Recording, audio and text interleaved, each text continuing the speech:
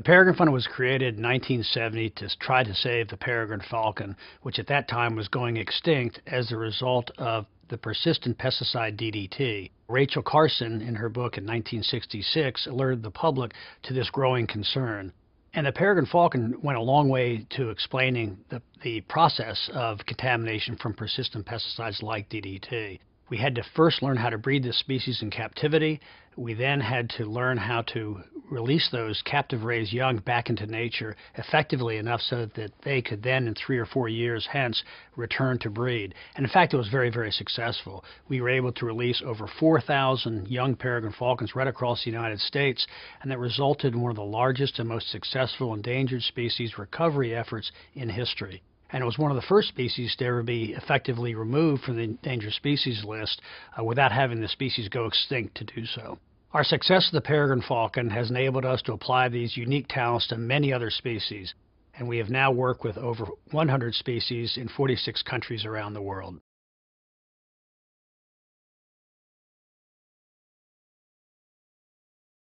The Peregrine Fund will continue to focus on birds of prey because they're incredibly sensitive to the changes in the environment, both the quality and the quantity of their environments.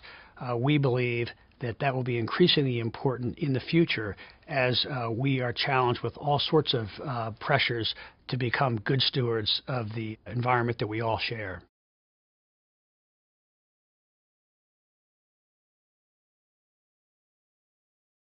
The Peregrine Fund is unique for a lot of reasons, but perhaps the greatest is that we're very small and we're very nimble. We're very effective at getting the job done. Let me give you an example. Several years ago, 3 species of vultures in the Indian subcontinent were disappearing almost overnight. No one knew why. We sent a small research team over there. They discovered that it was actually a pharmaceutical contaminant causing this rapid decline. Diclofenac has now been banned for use in veterinary products, and the solution has been identified. So that's a good example of how we can focus a small group of people very effectively to solve problems with birds of prey.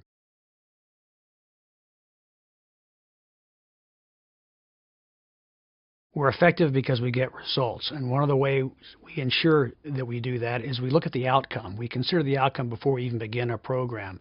Once we have considered that, have accepted the program, we have to stick with it. It took us 25 years to recover the peregrine falcon. A lot of these things don't happen overnight, so you have to be very careful before you begin a project that it's realistic in nature. And we have to be very, very pragmatic about what programs we choose to accept and which ones we don't, unfortunately.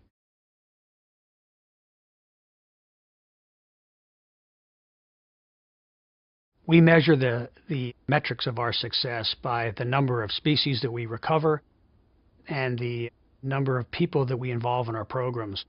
The California condor is a good example of that. At one time, 20 years ago, there were less than 22 birds on Earth. Now that population has now increased to about 400, half of which are in captivity, half of which are back in the wild. So to see the success there, simply go to the Grand Canyon, look up, you will see California condors, where 20 years ago you would not have.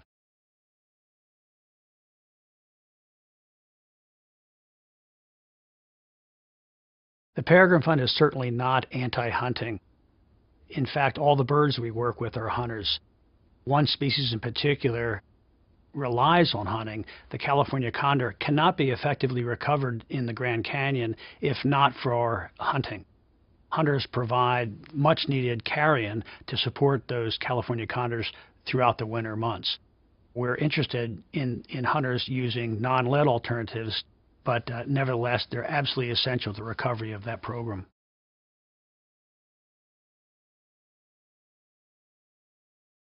One of our most important accomplishments has been the recovery of the peregrine falcon and subsequent removal of that species from the endangered species list. Really, that's almost unheard of. Most species come off that list by either going extinct or through reclassification. But this is an example of people rolling up their sleeves, going to work, and getting a job done. There's also some other species that we've been involved in that people don't know so much about. The Mauritius kestrel was at one time the rarest of all birds in the world. It was reduced to 7 individuals on the same island where the dodo bird went extinct and a lot of other birds went extinct as well.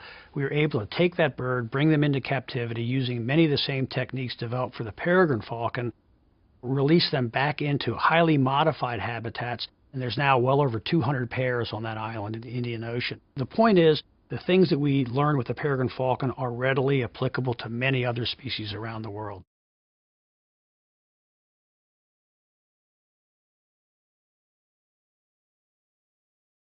With the invention of gunpowder, birds of prey went from man's best friend to competitor. And that has stayed with us in recent years. The biggest problem that we face in restoring birds of prey around the world is people. We have to work very closely with local communities to explain to them why birds of prey are not a problem and, in fact, are important to them and to their well-being. There is a lot of misconceptions out there. There's a lot of fear that birds of prey will be catching their chickens or will attack their children. And we can deal with that through education, and we have dealt with that very effectively.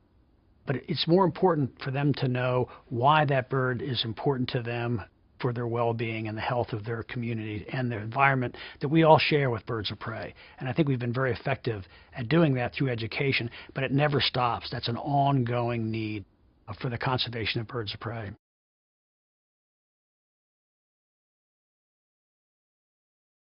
With additional resources, the Peregrine Fund would like to begin a couple important projects. One is with the gyrfalcon in the Arctic.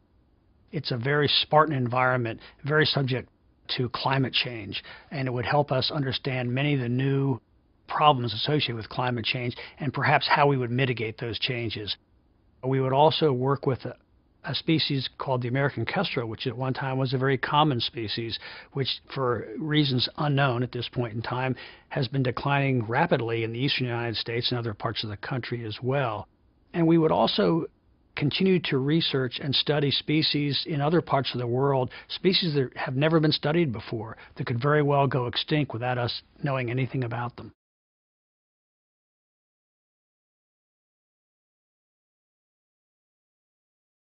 We would love to be able to continue to study additional species in very remote parts of the world, because learning more about these species and being able to preserve these species benefits not only those species themselves, but humans who also share those environments.